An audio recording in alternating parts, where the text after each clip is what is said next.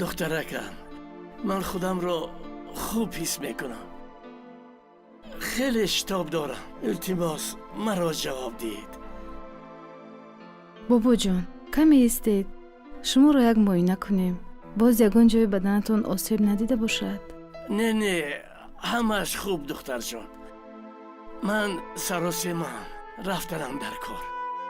جواب دید. التماس میکنم. بابا جان چرا شما اینقدر بی‌طاقت هستید؟ یک لحظه صبر کنید همش خوب می شود. ای فرزندانم،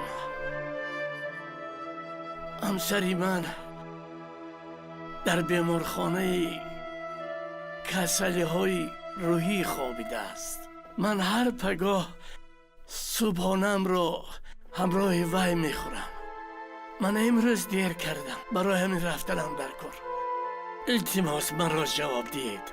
بابا جان شاید از دیر ماندن شما همسرتان خواطیر می شود. پروا نکنید، حاجی ما زنگ زده خبردار میکنیم.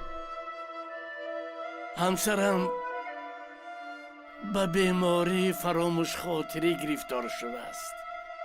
وی کی بودنی مرا نمیداند.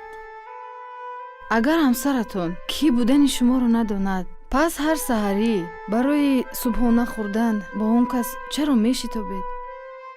وی کی بودنی مرا نمیداند، اما من کی بودنی او را میدانم کو.